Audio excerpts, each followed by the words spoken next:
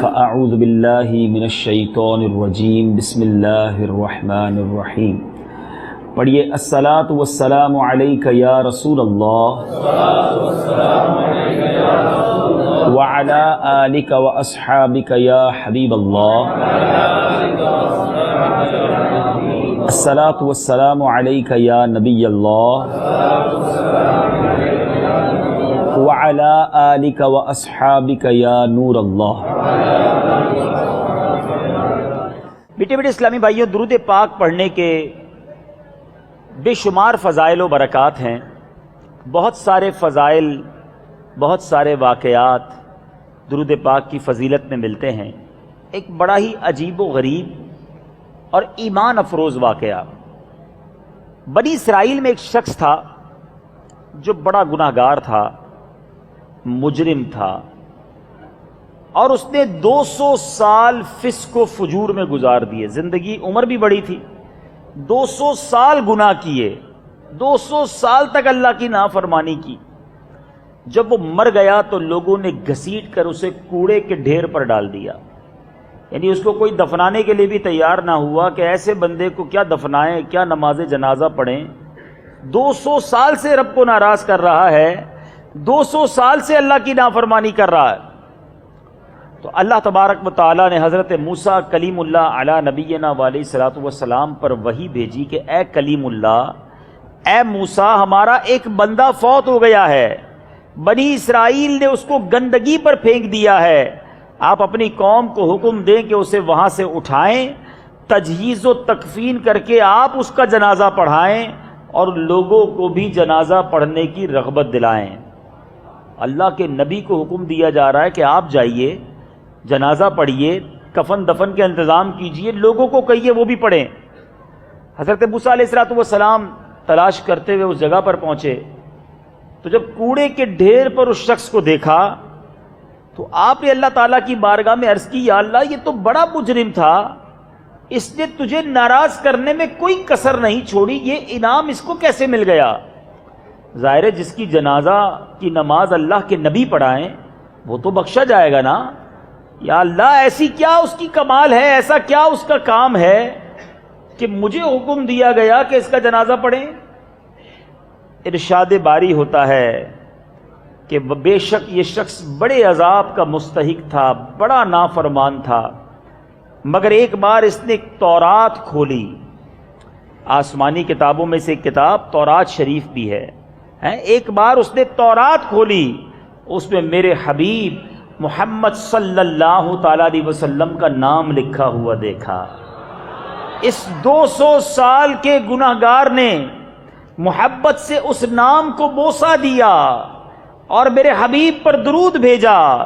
اے موسیٰ، اس نام پاک کی تعظیم کی وجہ سے میں نے اس کے سارے گناہ معاف کر دیے۔ آپ ذرا سوچئے، پیارے آقا علیہ الصلوۃ والسلام کا مرتبہ کتنا اعلیٰ ہے، نبی پاک کی شان کتنی نرالی ہے۔ بڑی خوبصورت بات ہے، پیارے آقا کے دنیا میں آنے کے بعد سے لے کر قیامت تک آپ کے چاہنے والے، آپ کا نام لینے والے، آپ پر درود بھیجنے والے تو ہیں اور رہیں گے انشاءاللہ، مگر نبی پاک کی شان دیکھو، حضرت موسیٰ کے دور میں بظاہر تشریف نہیں لائے، مگر آپ کے نام کو اس زمانے میں بھی کسی نے چوما، اس زمانے میں بھی اگر کسی نے تعظیم کی، رب نے اس کی بھی مغفرت فرما دی۔ میرے آقا کا فیضان پچھلوں پر بھی جاری ہے، نبی پاک کا فیضان اگلوں پر بھی جاری ہے۔ کیا شان ہے میرے آقا کی، جبھی تو امام عشق و محبت اعلیٰ حضرت فرماتے ہیں نا، فرش والے تیری شوکت کا علو کیا جانے۔ آقا آپ کا مرتبہ اتنا اعلیٰ ہے، فرش والے کیسے جان سکتے ہیں؟ ہم فرش والے تیری شوکت کا علو کیا جانے، خسروا عرش پہ اڑتا ہے پھریرا تیرا، واہ کیا جود و کرم ہے شہ بطحا تیرا، نہیں سنتا ہی نہیں مانگنے والا تیرا۔ اب غور کیجئے کہ پھر ہمیں درود پاک کی کتنی کثرت کرنی چاہیے، نبی پاک سے کتنی محبت کرنی چاہیے۔ ارے 200 سال سے گناہ کرنے والا، ایسا گناہ گار کہ مرنے کے بعد جس کو کوڑے کے ڈھیر پر پھینک دیا جائے، دفنانے کو کوئی تیار نہ ہو، نام مصطفیٰ کی وہ تعظیم کر لے، اس کی بخشش ہو جائے۔ تو جو نبی کا غلام ہر بار پیارے آقا کا نام نامی اسم گرامی محمد سنے تو جھوم کر انگوٹھے چوم کر آنکھوں سے لگائے، پیارے آقا علیہ الصلوۃ والسلام پر درود بھیجے، ذکر مصطفیٰ جھوم جھوم کر کرے، پیارے آقا علیہ الصلوۃ والسلام کی نعتیں پڑھے اور سنے، اس کو کیوں نہ بخشا جائے گا۔ امیر اہل سنت لکھتے ہیں نا، آقا کا گدا ہوں اے جہنم تو بھی سن لے، آقا کا گدا ہوں اے جہنم تو بھی سن لے، وہ کیسے جلے جو کہ غلام مدنی ہو۔ اللہ مجھے اور آپ کو نبی پاک سے سچی محبت عطا فرمائے، سرور کائنات علیہ الصلوۃ والسلام کی ذات پر کثرت سے درود پڑھنا نصیب فرمائے۔ آئیے مل کر محبت کے ساتھ بآواز بلند درود پاک پڑھتے ہیں، صلو علی الحبیب صلی اللہ تعالی علی محمد صلی اللہ علیہ وسلم۔ مجمع اللطائف میں بنی اسرائیل کے ایک شخص کا واقعہ لکھا ہے۔ بنی اسرائیل کا ایک ایسا شخص تھا جس کے کئی بچے تھے اور وہ عابد بھی تھا، اسے تنگ دستی نے آ لیا، ہاتھ تنگ ہو گیا، رزق کی تنگی آ گئی، اپنی زوجہ سے کہتا ہے جاؤ کسی سے کچھ مانگ لاؤ، بچے بھوکے ہیں، کھانے کو کچھ کھلانا ہے۔ اس کی زوجہ ایک تاجر کے پاس جاتی ہے اور وہاں جا کر کھانے کا سوال کرتی ہے کہ میرے بچے بھوکے ہیں، مجھے کچھ مال دے دو، کچھ راشن دے دو۔ وہ تاجر، شیطان اس پر غالب آیا، اس تاجر نے اس عورت سے کہا کہ اگر تم میری آرزو پوری کر دو تو جو تم چاہو میں تمہیں دے دوں گا۔ معاذ اللہ، برے کام کی گویا اس تاجر نے اس عورت کو دعوت دی، مجبور عورت تھی، چپ چاپ واپس آ گئی۔ بچے بلک بلک کر رونے لگے، ایک طرف بچوں کو دیکھتی، دوسری طرف تاجر نے جو بات کی تھی وہ کانوں میں گونج رہی تھی۔ وہ عورت سے اپنے بچوں کا رونا نہ دیکھا گیا، واپس تاجر کے پاس گئی، تاجر سے کہا بچے بہت بھوکے ہیں، رو رہے ہیں، تڑپ رہے ہیں، مجھے کچھ راشن دے دو، کچھ کھانا دے دو۔ وہ تاجر نے پھر وہی بات کی جو پہلے کی تھی، حرام کام کی اسے دعوت دی۔ عورت مجبوراً راضی ہو گئی۔ جب یہ دونوں تخلیے میں پہنچے، عورت خوف سے کانپنے لگی۔ تاجر کہتا ہے کہ تمہیں کیا ہو گیا ہے، تم اتنی خوف زدہ کیوں ہو؟ اس عورت نے کہا میں اللہ تبارک و تعالیٰ کے خوف سے لرز رہی ہوں جس نے ہمیں پیدا کیا ہے، آج جو گناہ میں کرنے جا رہی ہوں وہ دیکھ رہا ہے۔ تاجر کہتا ہے تم اتنی تنگ دستی میں، اتنی غربت میں بھی رب سے ڈر رہی ہو، اللہ نے مجھے تو بڑی نعمتیں دی ہیں، مجھے تو زیادہ رب کا خیال رکھنا چاہیے۔ یہ کہہ کر اس نے عورت کو بہت سا مال دیا، عزت کے ساتھ رخصت کر دیا، برے کام کی طرف توجہ نہ کی۔ اے میرے میٹھے اسلامی بھائیوں، اس زمانے کے نبی حضرت موسیٰ علیہ نبینا علیہ الصلوۃ والسلام پر یہ وحی بھیجی گئی کہ اس ایک تاجر ہے، اے موسیٰ اس کے پاس جائیے اور میرا سلام اسے دیجئے اور کہنا کہ میں نے تیرے سارے گناہ معاف کر دیے۔ حضرت موسیٰ علیہ الصلوۃ والسلام اس تاجر کے پاس گئے اور جا کر کہا تم نے کون سی بڑی نیکی کی ہے، تم نے کون سا ایسا نیک کام کیا ہے کہ اللہ نے تمہیں سلام پہنچانے کے لیے مجھے بھیجا ہے، اور فرمایا کہ رب نے تمہارے سارے گناہ معاف کر دیے ہیں۔ اب اس تاجر نے یہ واقعہ سنایا کہ حضور نیکی تو کوئی نہیں کی، بس ایک گناہ کرتے کرتے توبہ کر لی، گناہ کرنے کا اختیار تھا، میرے پاس یہ اتھارٹی تھی، کوئی دیکھنے والا نہیں تھا، کوئی روکنے والا نہیں تھا، کوئی ٹوکنے والا نہیں تھا، مگر اللہ کے خوف سے میں نے وہ گناہ چھوڑ دیا۔ اے میرے میٹھے اسلامی بھائیوں، ذرا غور کیجیے، اس تاجر کے پاس ہر وہ اختیار تھا، عورت مجبور تھی، دیکھنے والا کوئی نہیں تھا، روکنے والا کوئی نہیں تھا، مگر خوف خدا کے سبب اللہ دیکھ رہا ہے یہ خیال پیدا ہوا دل میں، اور اس تاجر نے اس گناہ سے اپنے آپ کو روک لیا۔ انعام کیا ملا؟ انعام کیا ملا؟ کوئی بہت بڑی ابھی نیکی تو نہیں کی تھی نا، اس نے بہت سارے روزے، بہت ساری تلاوت، بہت سارے سجدے نہیں کیے تھے، اللہ کا خوف دل میں لایا، اللہ نے پچھلے سارے گناہ معاف فرما دیے۔ آج بہت سارے نوجوان مجھے یہاں سن رہے ہیں، آج ہم کہتے ہیں کوئی دیکھ نہیں رہا ہے، کسی کو معلوم نہ چلے، اندھیرا کر دو، دروازہ بند کر دو، اگر کوئی نہیں دیکھ رہا تو ہر وہ کام کر لو جس کا جی چاہتا ہے۔ اے اللہ سے چھپ کر گناہ کرنے والے، تجھے کیوں خیال نہیں آتا کہ رب دیکھ رہا ہے؟ ہم جو کر رہے ہیں وہ رب دیکھ رہا ہے۔ اے کاش میرے اور آپ کے دل میں اللہ کا خوف جاگزی ہو جائے، یہ خیال دل میں بیٹھ جائے کہ آج گناہ کرنے کا جی تو چاہتا ہے، مگر ایک دن ہوگا جب اللہ کی بارگاہ میں حاضر ہونا ہوگا۔ آج کوئی نہیں جانتا میرے گناہ کتنے ہیں۔ ہم میں سے بہت سے ایسے ہیں جن کی بڑی عزت ہے، لوگ بڑا نیک سمجھتے ہیں، مگر اللہ جانتا ہے کہ ہم اکیلے میں کیسے ہیں۔ اے میرے میٹھے اور پیارے اسلامی بھائیوں، نبی پاک علیہ الصلوۃ والسلام کا فرمان عالی شان ہے کہ اللہ فرماتا ہے، گویا حدیث قدسی ہے، میں اپنے کسی بندے پر 2 خوف اور 2 امن جمع نہیں کرتا۔ یہ بڑی امپورٹنٹ بات ہے، 2 خوف جمع نہیں ہوں گے اور 2 امن بھی جمع نہیں ہوں گے۔ اس سے کیا مراد ہے؟ آقا فرماتے ہیں کہ رب فرماتا ہے، جو شخص دنیا میں میرے عذاب سے ڈرتا ہے میں اسے آخرت میں بے خوف کر دوں گا۔ جو ادھر ڈرتا ہے اس کو ادھر نہیں ڈرنا پڑے گا، اور فرمایا جو دنیا میں میرے عذاب سے بے خوف رہتا ہے آخرت میں اسے خوف زدہ کروں گا۔ اب فیصلہ میں نے اور آپ نے کرنا ہے، دنیا میں ڈر ڈر کر زندگی گزارنی ہے تاکہ آخرت میں امن مل جائے، وہاں چین مل جائے، وہاں جنت مل جائے۔ یہاں بے خوف رہنا ہے نہیں جناب، دیکھی جائے گی، ابھی تو زندگی پڑی ہے۔ ارے جناب انجوائے کرنے کے دن ہیں، دوستوں کے ساتھ گل چھڑے اڑانے کے دن ہیں، عیاشی کرنے کے لیے زندگی ملی ہے۔ ارے جناب 4 دن کی چاندنی ہے، جو مزے کرنا ہے ابھی کر لو۔ آج کا نوجوان یہی تو سوچ رہا ہے نا کہ ایک بار لائف ملی ہے، مزے کر لو۔ اللہ کے بندے، ایک ہی بار زندگی ملی ہے آخرت بنانے کے لیے، یا برباد کر لو یا اپنی آخرت بنا لو۔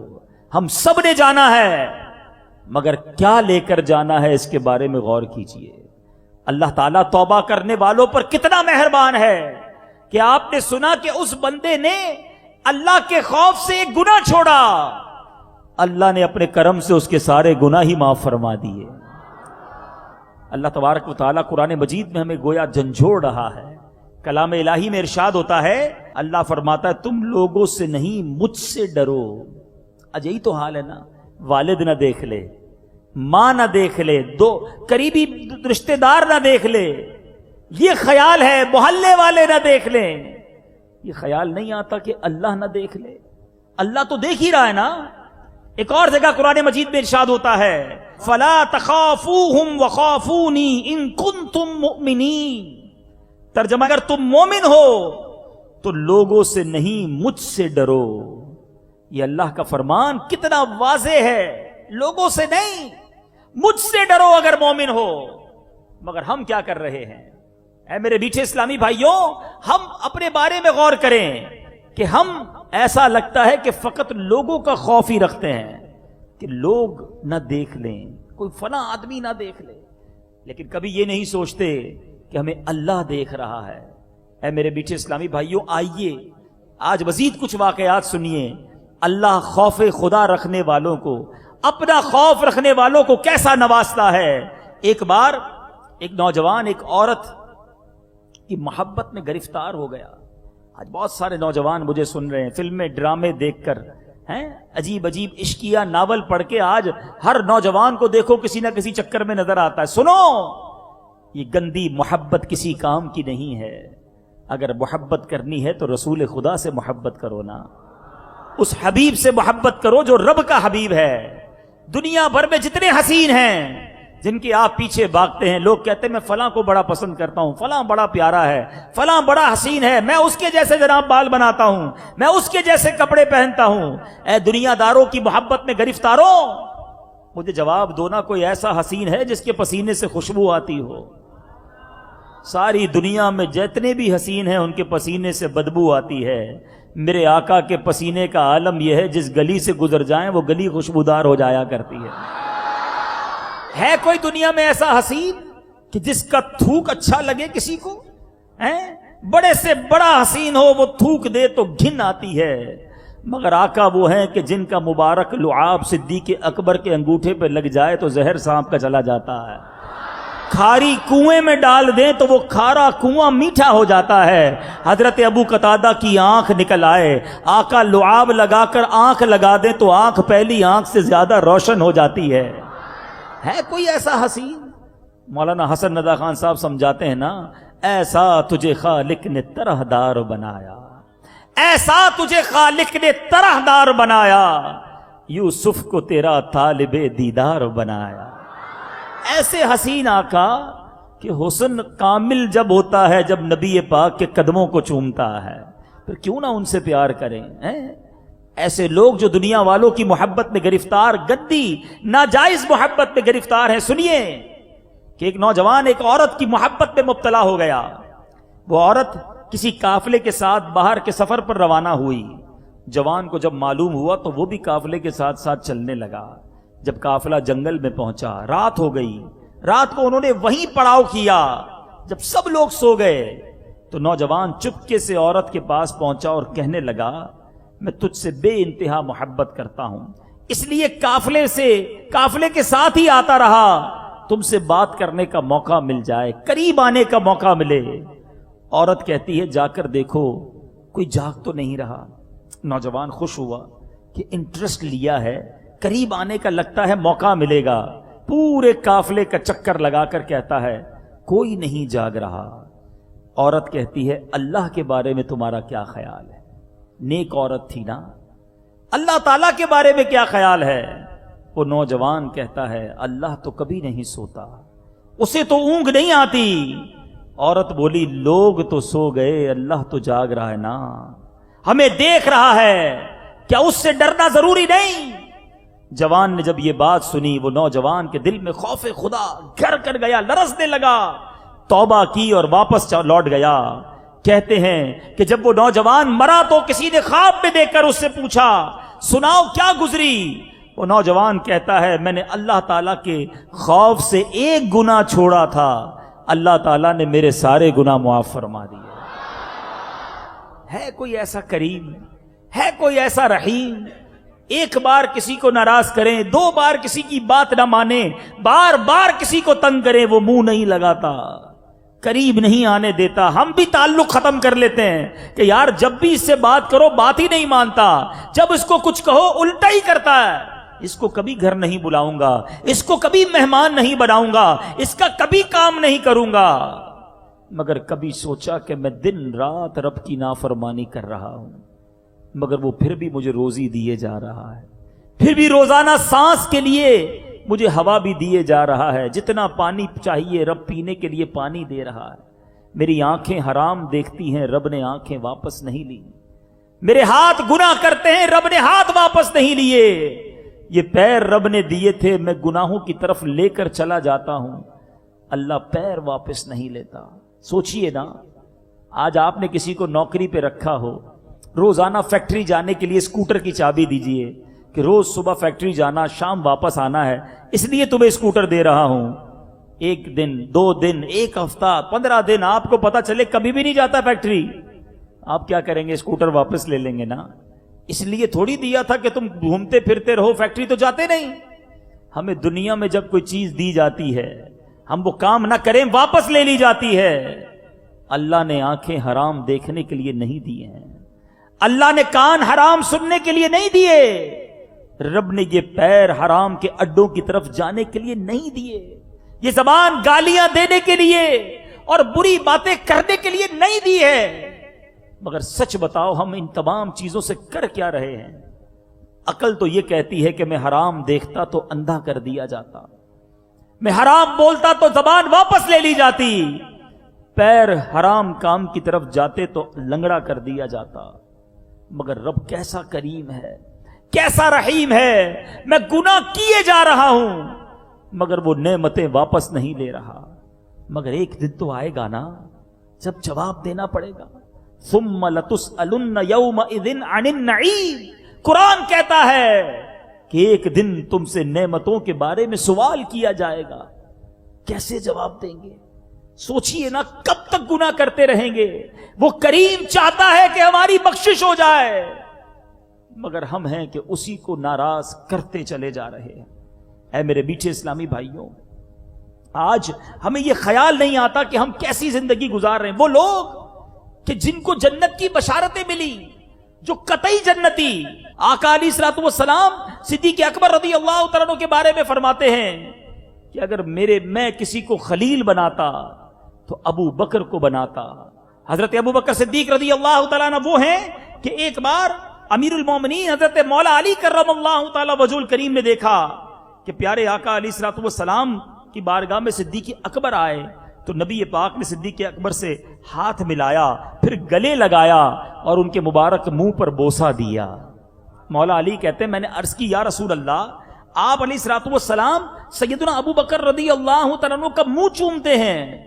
آقا فرماتے ہیں کہ اے ابو الحسن، ابو بکر کا میرے نزدیک مرتبہ ایسا ہے جیسا میرا مرتبہ میرے رب کے حضور ہے۔ افضل البشر بعد الانبیاء، سارے نبیوں کے بعد سب سے بڑا اگر کوئی مرتبہ ہے تو صدیق اکبر رضی اللہ تعالیٰ عنہ کا مرتبہ ہے۔ مگر آپ رضی اللہ تعالیٰ عنہ کا خوف خدا کیسا تھا، اتنا بڑا مرتبہ ہونے کے باوجود اللہ سے ڈرتے تھے۔ آج ہم گناہوں کے انبار سر پر لیے ہیں، پھر بھی خوف خدا ہمارے قریب بھی نہیں۔ صدیق اکبر رضی اللہ تعالیٰ عنہ کے بارے میں آتا ہے کہ آپ اپنی زبان کی احتیاط کے لیے منہ میں چھوٹے چھوٹے پتھر رکھا کرتے تھے کہ کم بولوں، زیادہ بولنا نہ پڑے۔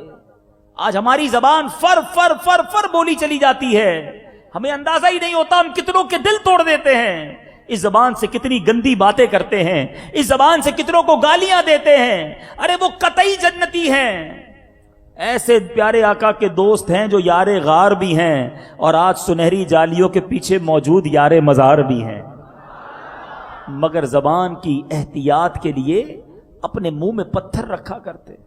حضرت ابوبکر صدیق رضی اللہ تعالیٰ عنہ کے بارے میں آتا ہے کہ آپ فرماتے کاش میں ایک مومن صالح کے پہلو کا بال ہوتا، انسان نہ ہوتا، کسی نیک مسلمان کے پہلو کا بال ہوتا۔ انہیں یہ خوف تھا کہ اللہ کی بارگاہ میں حاضری کیسے دیں گے۔ صدیق اکبر رضی اللہ عنہ فرماتے ہیں خدا کی قسم میں یہ پسند کرتا ہوں کہ میں ایک درخت ہوتا جسے کھایا جاتا اور کاٹ لیا جاتا۔ اللہ اکبر، اتنا بڑا مرتبہ اور اتنی عاجزی، اتنا خوف۔ اور آج ہم ہیں کہ ہمیں احساس ہی نہیں ہے کہ مرنا بھی ہے، اللہ کی بارگاہ میں حاضر بھی ہونا ہے، وہاں جواب بھی دینا ہے۔ یہ زبان کی احتیاط صدیق اکبر رضی اللہ عنہ کیوں کرتے تھے؟ ایسا کیوں تھا ان کا انداز کہ انہوں نے نبی پاک علیہ الصلوۃ والسلام کے یہ فرامین سنے تھے، اے فرفر بولنے والوں، اے جو منہ میں آتا ہے وہ بک دینے والوں، غور سے سنو۔ یہ زبان چاہے صحیح استعمال کی جائے تو جنت میں پہنچا سکتی ہے، اور یہی زبان کا غلط استعمال انسان کو جہنم کے اندھیروں میں، جہنم کی گہری کھائیوں میں ڈال سکتا ہے۔ ایک بڑی ڈرا دینے والی حدیث پاک سنیے، پیارے آقا علیہ الصلوۃ والسلام فرماتے ہیں بندہ کبھی اللہ تعالیٰ کی خوشنودی کی بات کہتا اور اس کی طرف توجہ نہیں کرتا، یعنی بعض باتیں انسان کے نزدیک بڑی معمولی ہوتی ہیں مگر وہ اللہ کی رضا والی باتیں ہوتی ہیں، اللہ تعالیٰ اس کی وجہ سے بندے کے بہت سے درجے بلند فرما دیتا ہے، اس کو پتہ بھی نہیں چلتا۔ زبان کا اچھا استعمال اس کے درجے بلند کر دیتا ہے۔ مگر اس حدیث کا اگلا حصہ بڑا ڈرانے والا، نبی پاک علیہ الصلوۃ والسلام فرماتے ہیں اور کبھی اللہ پاک کی ناراضگی کی بات کرتا ہے اور اس کا خیال بھی نہیں کرتا، اس بات کی وجہ سے وہ جہنم میں گرتا ہے۔ اب سوچئے، جو منہ میں آئے بک بک کرتے رہیں۔ دوستوں کے ساتھ آج گھنٹوں لوگ گزارتے ہیں، کہتے ہیں ذرا اب رات کو ذرا فریش ہونے کے لیے میں اپنے فرینڈ سرکل میں بیٹھتا ہوں۔ اپنے آپ سے پوچھئے کیا وہاں اچھی باتیں ہوتی ہیں؟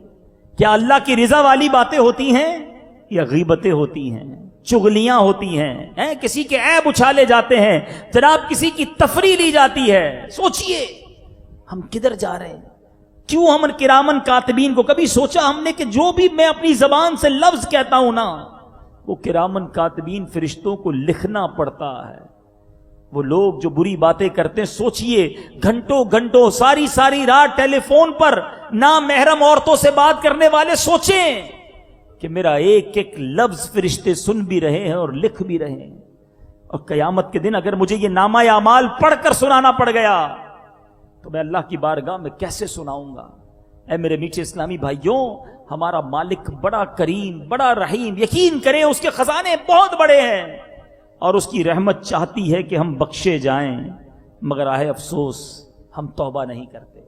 قرآن مجید میں جا بجا توبہ کرنے کی ترغیب دلائی گئی، ہمیں ابھارا گیا ہے کہ آؤ اللہ کے بندو، رب سے دوستی کر لو، اللہ سے توبہ کر لو، مگر ہم رب کی طرف سر نہیں جھکاتے۔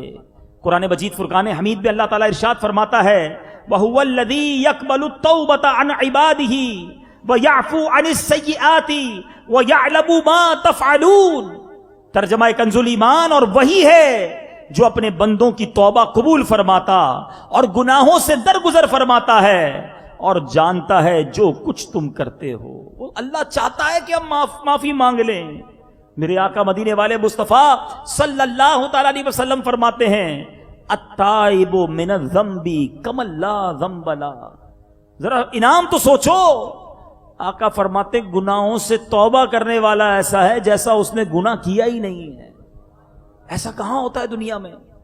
کسی کی پولیس رپورٹ ہو جائے، درج ہو جائے، ٹھیک ہے وہ توبہ کر لے، معافی مانگ لے، سزا بھگت لے، لیکن اب اس کا پولیس ریکارڈ باقی ہے۔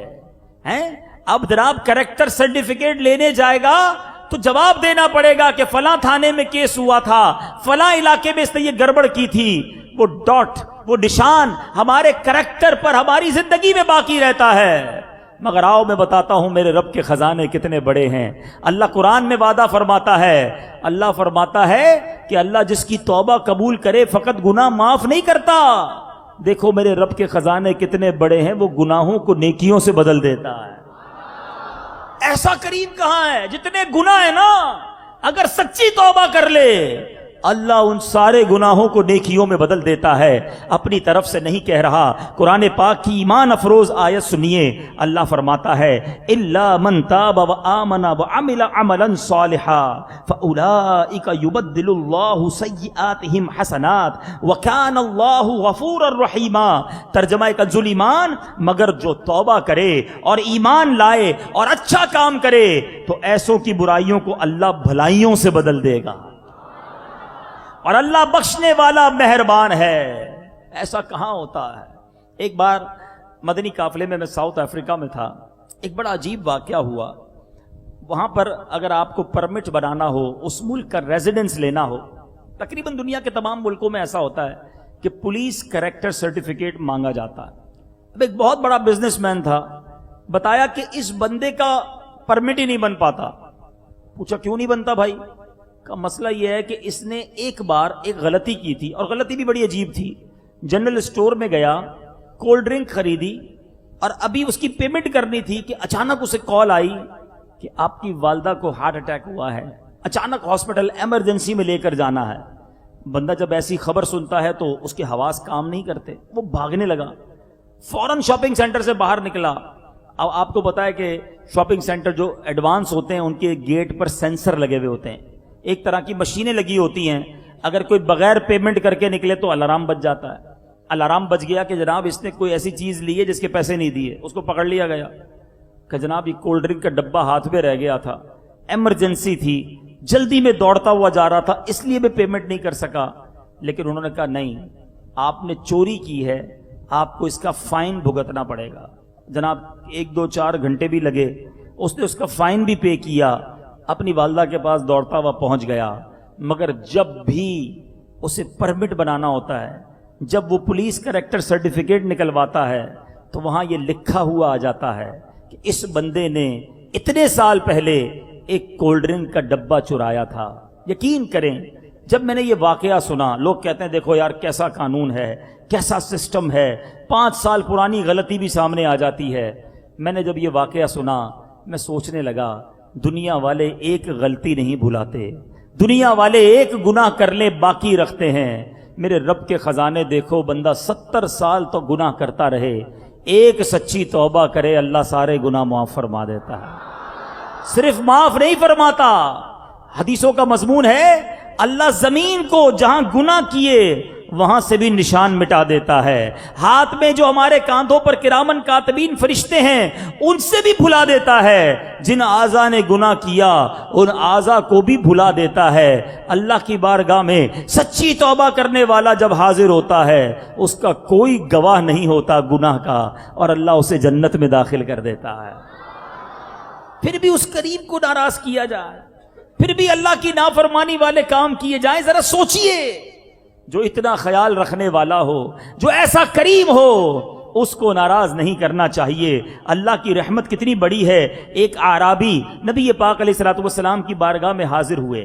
عرض کی حضور بتائیے مخلوق کا حساب کون لے گا؟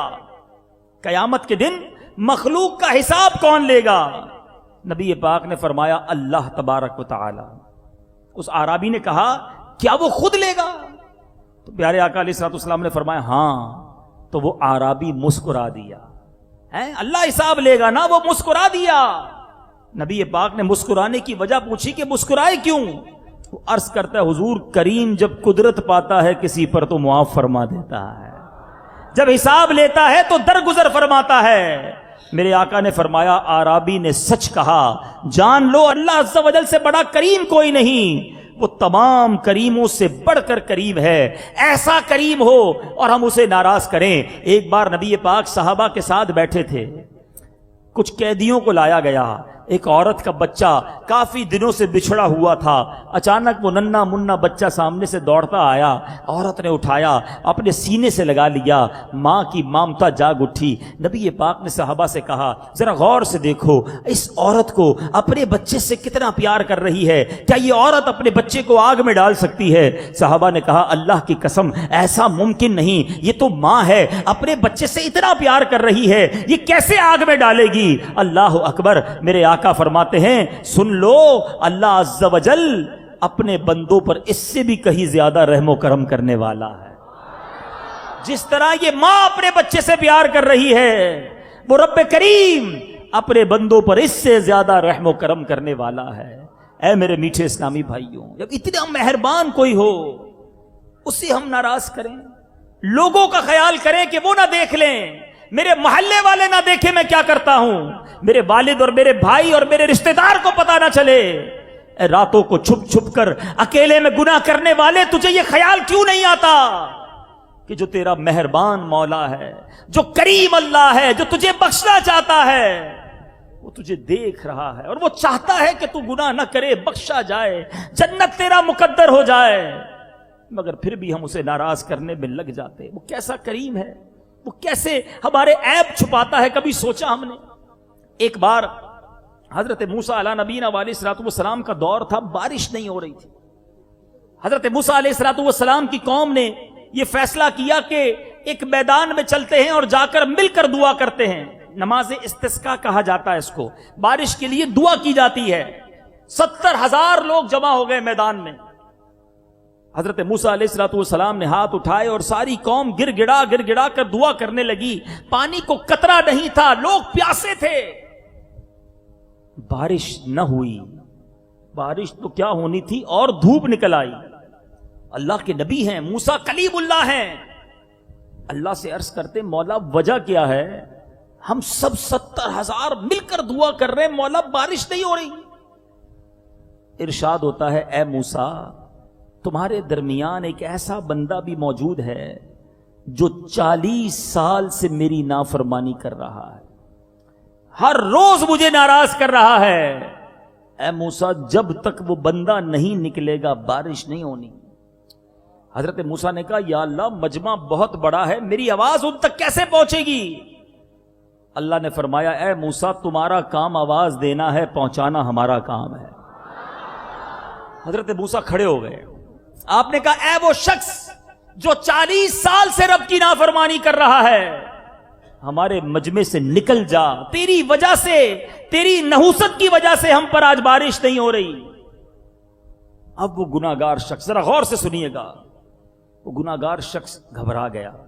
اس نے دائیں دیکھا, اس نے بائیں دیکھا, وہ سوچنے لگا شاید کوئی اور کھڑا ہو جائے گا, کوئی نکل جائے گا. کوئی نہیں نکلا, کوئی کھڑا نہیں ہوا. وہ سمجھ گیا کہ بات میری ہو رہی ہے. کیونکہ اس کو تو معلوم تھا نا کہ میں 40 سال سے اللہ کو ناراض کر رہا ہوں. اب اس نے کہا اگر آج میں کھڑا ہو گیا تو سارے مجمع کو پتا چل جائے گا کہ میں ہی وہ شخص ہوں جو 40 سال سے اللہ کی نافرمانی کر رہا ہوں. اب سنو اس بندے نے کیا کیا. توبہ کتنی آسان ہے, اللہ کو توبہ کتنی پسند ہے, غور سے سنو. اس نے کھڑے ہو کر اعلان نہیں کیا, چادر میں اپنا منہ ڈالا اور اللہ سے کہتا یا اللہ آج بچا لے, اے اللہ آج اگر میں کھڑا ہو گیا تو سب کو پتا چل جائے گا کہ میں ہی وہ گناہ گار ہوں جو تجھے 40 سال سے ناراض کر رہا. اے اللہ آج رسوا ہو جاؤں گا, آج ذلیل ہو جاؤں گا. مالک تجھ سے وعدہ کرتا ہوں آج کے بعد تیری نافرمانی نہیں کروں گا, مگر اللہ آج بچا لے, آج ذلیل ہونے سے بچا لے. ذرا غور کیجئے, 40 سال تک رب کو ناراض کر رہا ہے, ایک سجدہ نہیں کیا, ابھی کوئی صدقہ خیرات نہیں دی ہے, ابھی روزے نہیں رکھنا شروع کیے, دل سے پکارا اپنے مالک کو مولا آج بچا لے, آج ذلیل ہونے سے بچا لے. سنو کیا ہوتا ہے, اچانک بادل آنا شروع ہو جاتے ہیں اور موسلا دھار بارش ہونا شروع ہو جاتی ہے. حضرت موسیٰ نے عرض کی مولا بارش کیسے ہو گئی, ابھی تک تو وہ بندہ نکلا ہی نہیں, یا اللہ کوئی ہمارے مجمع سے باہر نہیں نکلا. ارشاد باری ہوتا ہے اے موسیٰ اس بندے نے مجھ سے دوستی کر لی ہے, میں نے اسی کے سبب بارش برسا دی ہے. حضرت موسیٰ عرض کرتے مولا اب تو مجھے اس بندے سے ملا دے جو تیرا دوست بن گیا ہے, اے اللہ جو تیرے قریب آ گیا, جس کے سبب تو نے بارش برسائی, میں اس سے ملنا چاہتا ہوں. سنو میرے مالک کی کرم نوازی کیسی ہے. اللہ فرماتا ہے اے موسیٰ جب وہ گناہ گار تھا تب میں نے اس کو لوگوں کے سامنے رسوا نہیں کیا, اب تو میرا دوست بن گیا ہے, میں کیسے تمہیں بتا دوں کہ وہ کون ہے. ہائے ہائے ہائے, یہ ہے میرا مالک. پنجابی شاعر لکھتا ہے نا, ایک گناہ میرے ماں پیو ویکھیں مینو عمری منہ نہ لاوے, ایک گناہ میرے ماں پیو ویکھیں مینو عمری منہ نہ لاوے, لکھ گناہ میرا مالک ویکھے وہ پھر بھی پردے پاوے. کتنے گناہ میں نے اور آپ نے کیے, ذرا سوچو اگر میرے جرم لوگوں کو پتا چل جائیں, میری اصلیت, ہمارے اندر جو خباثتیں اور برائیاں ہیں اگر وہ لوگوں کو پتا چل جائیں, ہمیں کوئی قریب بٹھانے کو تیار نہ ہو, مگر وہ کیسا قریب ہے, عیب چھپا رہا ہے عزت بڑھا رہا ہے. وہ قریب ستار آج لوگوں میں ہماری بات بڑی ہوئی ہے. ارے آج مجھے اور آپ کو کوئی 10 بار ناراض کرے, ہم لوگوں کو کہتے ہیں اس کے بندے کے قریب نہیں جانا, بندہ ٹھیک نہیں ہے, ہمیشہ غلط کام کرتا ہے کیونکہ میری نہیں مانی. ارے تم نے رب کی نہیں مانی, رب نے کس کو بتایا, تمہارا یہ عیب کسے معلوم ہوا. اللہ عیب چھپائی جا رہا ہے, مگر ہم ہیں کہ اسی کو ناراض کرتے چلے جا رہے ہیں. اللہ کو شرمندگی بڑی پسند ہے میرے میٹھے اسلامی بھائی. رب کی بارگاہ میں ندامت بڑی مقبول ہے, گناہ گار کے آنسو بڑے پیارے ہیں. ایک بار حضرت عمر رضی اللہ تعالیٰ عنہ خلیفۃ المسلمین ہیں, آپ کی عدالت کے چرچے ہیں, آپ کا جلال, آپ کی ہیبت کا عالم یہ ہے کہ نبی پاک علیہ الصلوۃ والسلام فرماتے ہیں جس کا مضمون ہے عمر جس گلی سے گزر جائے اس گلی سے شیطان نہیں گزرتا. ایک بار حضرت عمر نے ایک شخص کو دیکھا ہاتھ میں بوتل ہے, وہ شخص شرابی تھا, آپ نے اسے روک لیا, کہا بتاؤ ہاتھ میں کیا ہے. شرابی ہے, ہاتھ میں شراب کی بوتل ہے, اس کو پتا ہے آج مارا جاؤں گا, اگر آج پکڑا گیا حضرت عمر نے فوراً سزا سنانی ہے. ذرا غور کیجئے کتنی تھوڑی دیر ہوگی اس شرابی کے پاس, حضرت عمر سامنے کھڑے ہیں اور فرما رہے بتاؤ کیا ہے ہاتھ میں, کتنا وقت ہوگا, چند سیکنڈز. مگر دیکھو میرا رب کتنا کریم ہے, وہ شرابی دل ہی دل میں رب سے عرض کرتا ہے مولا آج بچا لے, اے اللہ آج سچی توبہ کرتا ہوں, آج کے بعد شراب نہیں پیوں گا, مالک ذلیل ہونے سے بچا لے, آج عمر کے سامنے ذلیل نہ کیجیو. اس کیفیت کے ساتھ رب کو پکارا ودن اے سیکنڈ, اور عرض کرتا ہے حضرت عمر سے حضور اس میں سرکہ ہے, شراب نہیں سرکہ ہے. حضرت عمر فرماتے ہیں اچھا یہ بوتل مجھے دکھاؤ. کتنے لمحے ہیں, کوئی ٹائم نہیں ہے کوئی فیصلہ کرنے کا. لرزتے ہاتھوں سے بوتل نکالی دامن سے, حضرت عمر کو پیش کرتا ہے. سچی توبہ تھی, اللہ نے شراب کو سرکے سے تبدیل کر دیا. ایسا مالک, ایسا کریم, اتنا مہربان, پھر بھی اسے ناراض کریں, پھر بھی اس کی نافرمانی کریں. ہمارے اسلاف راتیں رو رو کے گزاریں, جو نیک بندے, جو بخشے بخشائے ہیں, اور ہم گناہگار ہیں, اور پھر بھی ہمیں شرم نہیں آتی, پھر بھی ہمیں خیال نہیں آتا. اے میرے میٹھے اسلامی بھائیوں اور مدنی چینل کے ناظرین, حضرت موسیٰ علیہ نبینا علیہ الصلوۃ والسلام ہی کا دور تھا. ایک آدمی توبہ پر پختہ نہیں رہتا تھا, جب بھی توبہ کرتا توڑ ڈالتا تھا. حضرت موسیٰ علیہ الصلوۃ والسلام کی طرف اللہ نے وحی بھیجی کہ میرے اس بندے کو جا کر کہہ دو کہ اللہ تجھ سے ناراض ہے, غضبناک ہے. حضرت موسیٰ اس بندے کے پاس گئے اور کہا تو بار بار توبہ کرتا ہے, پھر توبہ توڑ دیتا ہے, رب تجھ سے ناراض ہے. اللہ اکبر. اس بندے نے کیا کیا؟ اللہ کو ندامت پسند ہے نا, وہ غمگین ہوا, صحرا میں چلا گیا, اللہ کی بارگاہ میں عرض کرتا ہے اے میرے خدا, کیا تیری رحمت ختم ہو گئی, یا تجھے میری نافرمانی نے نقصان دیا ہے, یا تیری معافی کے خزانے ختم ہو گئے؟ کون سا گناہ تیرے کرم سے بڑا ہے؟ جب تو اپنے بندوں پر رحمت بند کر دے گا تو وہ کس سے امید رکھیں گے؟ اگر تو نے انہیں رد کر دیا تو وہ کس کے پاس جائیں گے؟ اگر تیری رحمت ختم ہو گئی اور مجھے عذاب دینا لازم ہو گیا ہے تو اے اللہ اپنے تمام بندوں کا عذاب مجھی پر کر دے, میں اپنی جان ان کے بدلے میں پیش کرتا ہوں. ان کی ساری عاجزی اور گریہ وزاری کرنے لگا. اللہ تعالیٰ نے حضرت موسیٰ کی طرف وحی بھیجی کہ جاؤ, اگر تیرے اس سے جا کر کہہ دو اگر تیرے گناہ زمین بھر کے برابر ہوں تب بھی میں تجھے بخش دوں گا, کیونکہ تو نے میرے کرم کو جان لیا ہے. اے میرے میٹھے اسلامی بھائیوں, اب ذرا غور کیجئے ہمارا کیا حال ہے. یہ بے خوفی کی, بے باکی کی زندگی اچھی نہیں ہے. ایک دیکھیے بڑی, میں آپ کو باریک سی بات سمجھانا چاہتا ہوں. ہم اس لیے گناہ نہ کریں کہ جہنم میں جلنا پڑے گا, اس لیے گناہ سے بچیں کہ اللہ عذاب دے گا گناہ کریں گے تو, یہ ایک الگ طریقہ ہے, الگ انداز ہے. اور بندہ اس لیے گناہ نہ کرے کہ میرے کریم کو پسند نہیں ہے, میں اللہ سے محبت کرتا ہوں, اسے ناراض نہیں کرنا چاہتا. اس کا لطف اور ہے, اس کا مزہ اور ہے. عذاب سے ڈر کر گناہ چھوڑنا اور ہے, رب سے محبت کر کے گناہ چھوڑنا اور ہے. ارے جو اتنا کریم ہو, میری ماں سے کئی گنا زیادہ مجھے چاہنے والا ہو, میں اس سے کیوں نہ دوستی کر لوں. اور یقین کرو اللہ کی بارگاہ میں یہ آنسو بہانا, خوف خدا میں آنسو بہانا, یہ مانگا کرو اور اس کی کوشش کیا کرو کہ کبھی کبھی آنکھوں سے اللہ کے خوف سے آنسو بہ نکلیں. پیارے آقا علیہ الصلوۃ والسلام فرماتے ہیں جو شخص خوف خدا سے روتا ہے وہ جہنم میں ہرگز داخل نہیں ہوگا. اس طرح کہ جیسے دودھ دوبارہ تھنوں میں نہیں جاتا, کبھی گائے سے یا بھینس سے دودھ نکال لیا جائے اب یہ واپس تھن میں نہیں جا سکتا, خوف خدا میں رونے والا جہنم میں جا نہیں سکتا. رونے والی آنکھیں مانگو, رونا سب کا کام نہیں. رونے والی آنکھیں مانگو, رونا سب کا کام نہیں. ذکر محبت عام ہے لیکن سوزے محبت عام نہیں. دقائق الاخبار میں ہے قیامت کے دن ایک شخص کو لایا جائے گا, جب اس کے اعمال تولے جائیں گے تو برائیوں کا پلڑا بھاری ہو جائے گا. سنیے گا ذرا, برائی کا پلڑا بھاری ہو جائے گا, اسے جہنم میں لے جانے کا حکم سنایا جائے گا.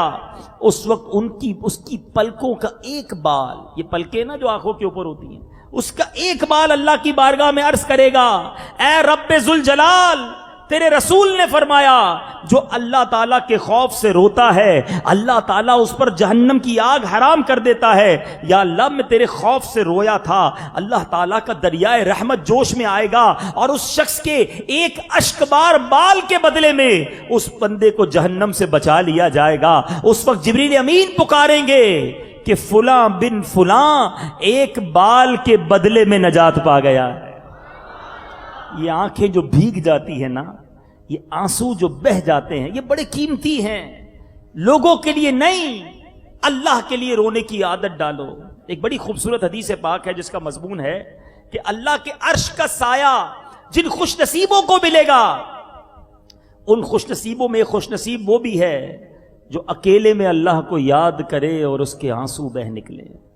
اے میرے میٹھے اسلامی بھائیوں، کبھی تو ایسا ہو، اب محفل میں، اجتماع میں، دعا میں تو کبھی کبھی رو پڑتے ہیں. مزہ یہ ہے کہ میں اکیلا ہوں، تہجد کا وقت ہو، کبھی کوشش کیجئے تہجد میں اٹھیے، جا نماز بچھائیے، اور کسی کو پتہ نہ ہو گھر میں ہوں اور میرا رب ہو، اور اب اس کی بارگاہ میں ہاتھ اٹھاؤں اور میرے آنسو بہیں. میں اللہ سے عرض کروں، مولا تیرا بندہ ہوں، پھنس گیا ہوں گناہ میں، پھنس گیا ہوں بری عادتوں میں، مگر مالک بندہ تیرا ہوں، آج معافی مانگنے حاضر ہوا ہوں. اے کریم، اپنے اس گناہگار بندے کو معاف کر دے. مانتا ہوں مالک بڑے گناہ کیے ہیں، اپنے کرم سے مجھے معاف کر دے. تو نہیں معاف کرے گا، تیرے سوا کون ہے، کس کے در پر جاؤں گا؟ مولا معاف کر دے. میری ماں کو میں نے جب بھی تنگ کیا، معافی مانگی، ماں نے معاف کر دیا. اے اللہ، تو 70 ماؤں سے زیادہ چاہنے والا ہے، اپنے اس گناہگار بندے کو معاف کر دے. مانگو تو صحیح معافی. اللہ معافی مانگنے کو اور معاف کرنے کو پسند فرماتا ہے. اللہم انک عفو کریم تحب العفو فاعف عنی یا کریم. پکارو اسے، وہ ضرور معاف فرمائے گا. مگر مسئلہ یہ ہے، آج ہمیں سب کی فکر ہے، دوست ناراض نہ ہو جائیں، بیوی ناراض نہ ہو جائے، بچے ناراض نہ ہو جائیں، میرا سیٹھ ناراض نہ ہو جائے، میرا سپروائزر ناراض نہ ہو جائے، میرے محلے والے ناراض نہ ہو جائیں. تمہیں سب کی فکر ہے. یہ کیوں فکر نہیں ہے کہ اللہ ناراض نہ ہو جائے، اللہ کے حبیب ناراض نہ ہو جائے؟ میں آپ سے سوال کرتا ہوں، سارا جہان مجھ سے راضی ہو اور اللہ ناراض ہو، اس رضا مندی کا کیا فائدہ ہے؟ ارے کوئی نہ پوچھے مجھے، لیکن اگر میرا رب راضی ہے، اس کے حبیب راضی ہیں، میرا بیڑا پار ہو جانا ہے. اے میرے بیچے اسلامی بھائیوں، زندگی کا مقصد بنائیے، زندگی کی پریورٹی اور ترجیح بنائیے. مجھے سب سے پہلے یہ فکر کرنی ہے کہ اللہ راضی ہو جائے، اللہ کے حبیب راضی ہو جائیں. مگر آج ہم کچھ اور لائن پر چلے گئے. ارے کیا کریں جناب، بچوں کی خوشی کے لیے کرنا پڑتا ہے. بچوں کی شادی ہے تو بچوں کو اب جناب ان کی خوشی کے دن ہے، یہ غلط کام کرنے پڑتے ہیں. اچھے خاصے نیک نمازی کے گھر میں فنکشن ہو رہے ہوتے ہیں، بے حیائی ہو رہی ہوتی ہے. اس کو کوئی کہے کہ جناب یہ گانے باجے، ڈھول تماشے، یہ جوا، یہ شراب، یہ کیا ہو رہا ہے آپ کے گھر میں؟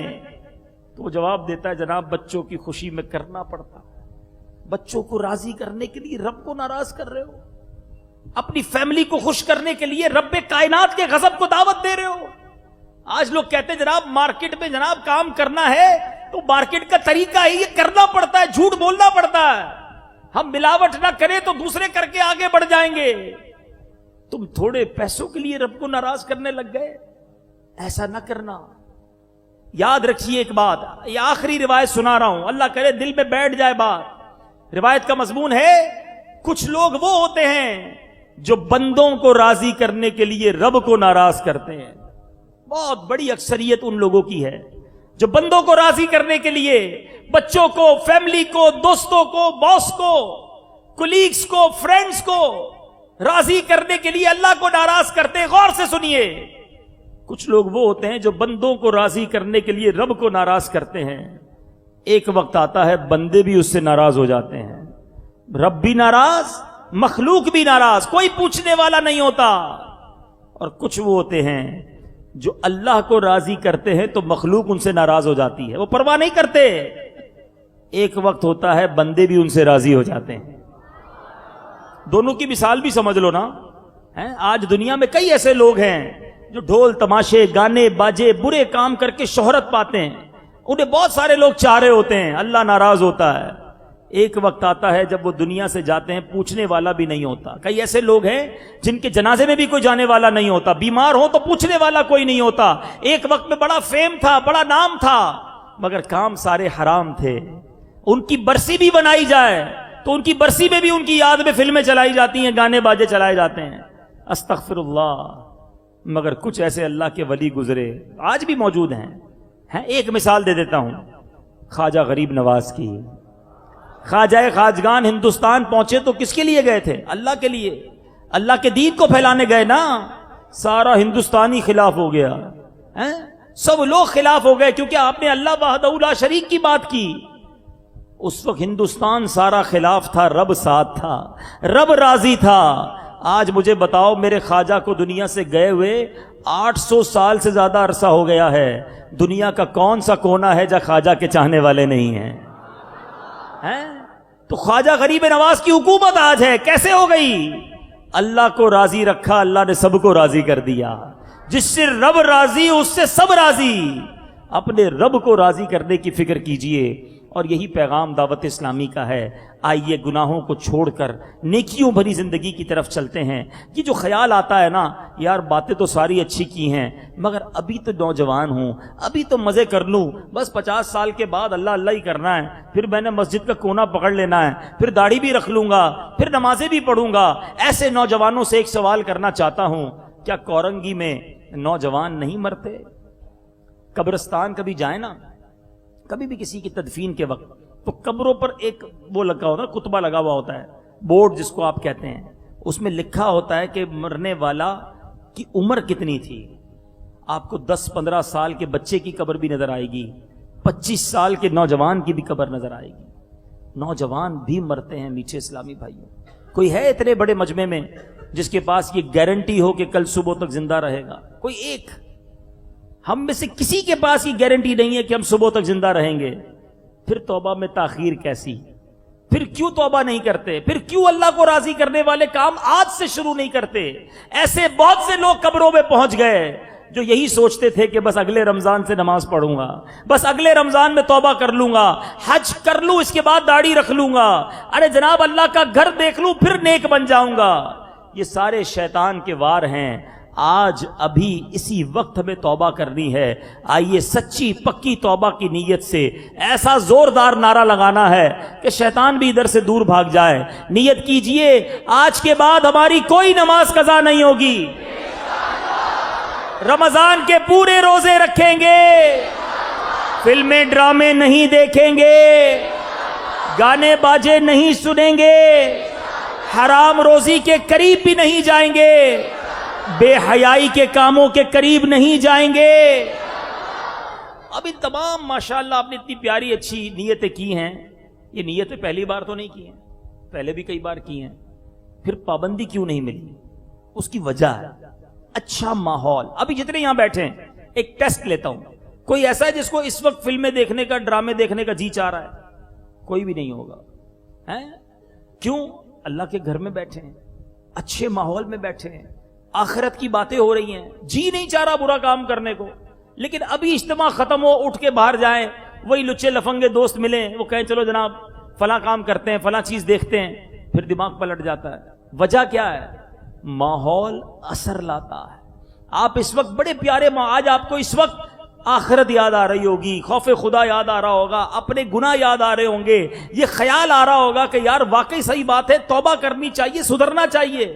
یہ کیوں آ رہا ہے آپ کے ذہن میں؟ کیونکہ آپ اچھے ماحول میں بیٹھے ہوئے ہیں. لیکن یہاں اگر کانسرٹ ہو رہا ہوتا, معاذ اللہ, یہاں گانے باجے بج رہے ہوتے تو کئی لوگ ناچ رہے ہوتے. فرق پڑتا ہے, ماحول کا اثر پڑتا ہے. اگر واقعی توبہ کرنی ہے نا, جو آپ نے بڑے پرجوش انشاءاللہ کے نعرے لگائے, اگر واقعی عمل کرنا ہے تو we have to change over environment. ہم سب کو لازمی طور پر ماحول تبدیل کرنا ہوگا, اور یہ مشکل نہیں ہے. یعنی اس وقت جو ماحول ہے, یہ ماحول میرے ساتھ رہے تو میں نیک بن جاؤں گا, کیونکہ مجھے گناہ کا خیال ہی نہیں آئے گا. تو اللہ کی رحمت سے دعوت اسلامی کا مدنی ماحول آپ کے سامنے ہے, جہاں ہزاروں نہیں لاکھوں لوگوں کی تقدیریں بدلی ہیں. الحمدللہ ایسے ایسے گناہ کرنے والے جن کو محلے والے تنگ آئے ہوئے تھے جن سے, آج وہ لوگوں کو فجر کی نماز کے لیے اٹھاتے نظر آتے ہیں. یہ چینج کیسے آیا؟ یہ مدنی ماحول کی برکت سے آیا. تو میں آپ کو بھی دعوت دیتا ہوں, اگر واقعی دیکھیں, ایک تو یہ ہے کہ ٹھیک ہے سب نے نعرہ لگایا, میں نے بھی لگا دیا, بڑا مزہ آتا ہے نعرے لگانے میں, پھر تو آپ کی مرضی ہے. اور اگر واقعی نیت ہے, اگر واقعی قبر کو روشن کرنا ہے, اگر واقعی جنت کی نعمتیں حاصل کرنی ہیں, واقعی رب کو راضی کرنا ہے, تو پھر قدم اٹھانا ہوگا, پھر اس مدنی ماحول سے وابستہ ہونا ہوگا. اپنے رب کو راضی کرنے کی فکر کیجئے, اور یہی پیغام دعوت اسلامی کا ہے. آئیے گناہوں کو چھوڑ کر نیکیوں بھری زندگی کی طرف چلتے ہیں. صلو علی الحبیب. الحمدللہ رب العالمین والصلاة والسلام علی سید المرسلین. اللہم ربنا آتنا فی الدنیا حسنۃ وفی الآخرۃ حسنۃ وقنا عذاب النار وقنا عذاب القبر وقنا عذاب الحشر وقنا حساب المیزان. رب کریم ہم سب کا جمع ہونا اپنی بارگاہ میں قبول فرما. ہم سب کے تمام صغیرہ کبیرہ گناہوں کو معاف فرما. ہمارے ماں باپ کی، نبی پاک علیہ الصلوۃ والسلام کی ساری امت کی بخشش فرما دے. اے اللہ جتنے ہاتھ اٹھے ہیں تو سب کے نام بھی جانتا ہے، سب کے کام بھی جانتا ہے. آج ہم نے توبہ کے بارے میں سنا ہے. مولا ہمیں سچی پکی توبہ نصیب فرما، توبۃ النصوح عطا فرما. ایسی توبہ دے کہ پھر گناہوں کی طرف نہ پھر کر جائیں. اے اللہ ہمیں نیک بنا دے، پرہیزگار بنا دے، والدین کا فرما بردار بنا دے، سچا پکا عاشق رسول بنا دے. اے اللہ آج تک جتنی خطائیں ہو گئیں، گناہ ہو گئے، اپنے کرم سے معاف فرما دے. ہم سب کے ایمانوں کی حفاظت فرما. جب دمے واپسی ہو یا اللہ، سامنے ہو روضہ رسول اللہ اور لب پہ ہو لا الہ الا اللہ محمد الرسول اللہ. ویڈیو دیکھنے کا شکریہ. اگر آپ چینل پر نئے ہیں تو سبسکرائب کر لیں اور ساتھ ہی ساتھ بیل آئیکن پر بھی کلک کر دیں تاکہ یوٹیوب ہماری ہر ویڈیو کا نوٹیفیکیشن سب سے پہلے آپ کو بھیج دے. جزاک اللہ.